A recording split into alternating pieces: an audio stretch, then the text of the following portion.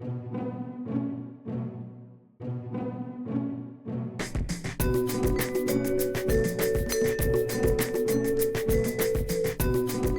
as any good apologist will tell you, the issue that stands athwart belief in God is the problem of innocent suffering. I mean, how could an all-loving God permit people to suffer? Watch Stephen Fry's video on YouTube sometime where he just lays out the case against God based on innocent suffering. By the way, do watch my answer to Fry if you watch Fry's video. But, I get it. I think any apologist understands it. That's the objection to belief in God. And any good apologist will also tell you that there's no, one clinching answer. There's no one argument you use that will just leave your opponent stunned into acquiescence. The better approach is to kind of walk around the issue. I don't mean to avoid it. I mean, look at it from various angles, slowly, contemplatively, convincing your opponent not by one argument, but by a kind of slow illumination of the different dimensions of it. Well, anyway, I bring that up because I just saw the movie Miracles from Heaven, and I thought it was surprisingly thoughtful and affecting movie, and I thought it did a good job of this, of walking around the issue of innocent suffering and illuminating it from different perspectives. Does it solve the problem? Well, of course not, but I think it does shed interesting light. As you know, it's based on a true story about this family from Texas, the Beam family from Burleson, Texas, Christy and Kevin. And they have 3 daughters, and they're a healthy, happy family, and they're very devout. They're a very prayerful family. They believe in God. Well, their middle daughter, Annabelle, suddenly develops this terrible intestinal trouble. And they take her to every doctor they can find. The doctors can't discover what it is. They think it's lactose intolerance. They think it's this and that. Nothing works. Her suffering deepens and intensifies. They finally bring her to a great specialist in Boston, specializing in childhood intestinal issues. He gives her every possible exam and discovers that she has this very rare disease, whereby the intestines are basically paralyzed and they can't process food. So she's in very dire shape and has to be fed through tubes and all this. And they're trying desperately over these many weeks and months to deal with this problem, and they can't. They pray and they pray and they pray, and their child continues to suffer. The mother, in fact, who's presented, truthfully, as very devout, begins to find her faith shaken. Well, just when you think things can't get any worse, Annabelle's home with her sisters, and they're climbing this tree on their property. And through kind of a freak accident, the branch begins to give way, and Annabelle falls headlong through the tree. It's a hollowed out, old tree. Falls headlong through it and is unconscious now at the base of this tree. And they have to get the paramedics, and they've got the fire department, they have to rescue her, so on and so forth. Well, against everyone's expectation, this little girl who's already in very dire shape, has now gone through this horrific ordeal, awakens from this coma and is cured. She's fine. Doesn't need the pain medication. She's fine. They take her back to the specialist in Boston, examines her, and he said, well, the disease is in complete remission. And he says to the mother, that's just our way of saying, we don't know how this happened. Well, when they talk to Annabelle about this, she tells them about a near-death experience that she had. After she fell into the tree, she left her body. She communed with the Lord, who told her she had to go back, but that she'd be cured. Okay, so the movie presents this case, this fascinating, interesting, kind of puzzling, troubling case. And it compels us to think about the problem of innocent suffering now as we consider it. It doesn't answer things. It leaves a lot of questions. But I think there are 4 areas that are interesting that the movie brings forth. Here's the first one.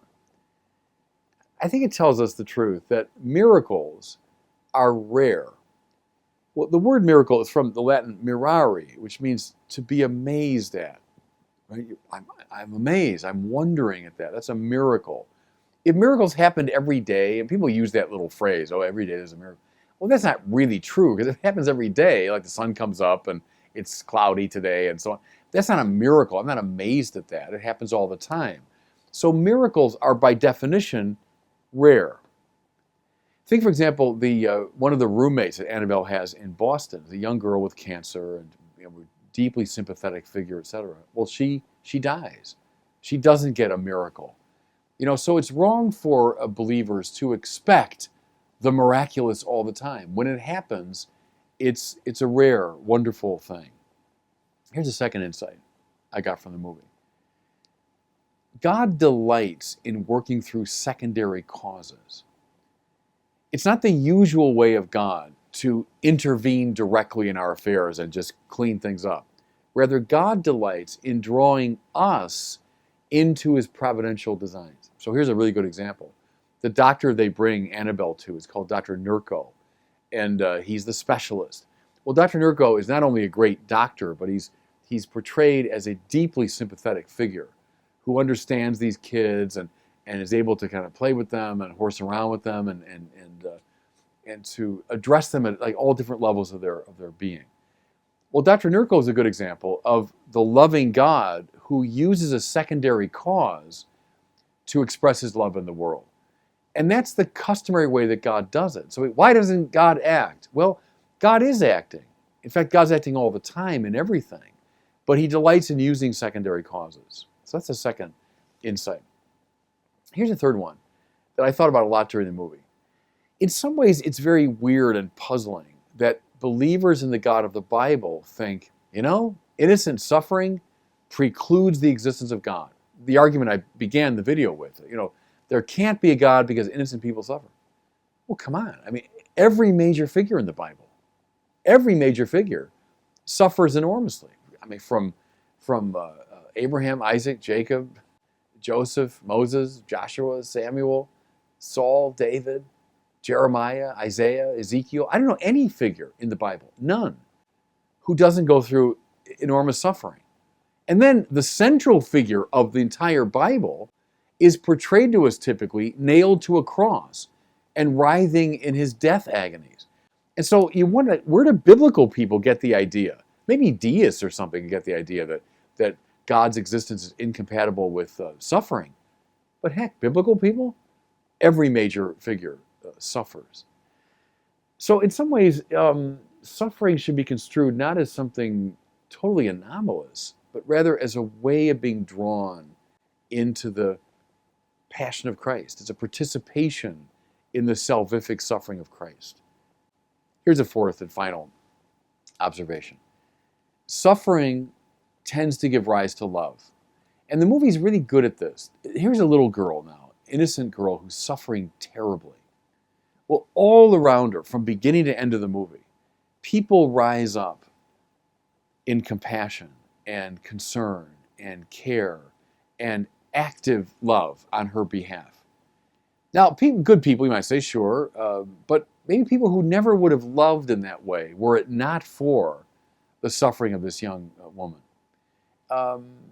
In God's providence, is that one of the purposes of suffering? Precisely to awaken love in others. Now, as you listen to me and I go through these four things in light of the movie, do you say, oh, okay, no problem? Well, of course not. Of course not. There's no, as I say, no clinching, one-liner that's going to solve this problem. But do these allow us to see the issue from various angles and perspectives? Does it shed light? Yeah, it seems to me. That was my experience in watching Miracles from Heaven.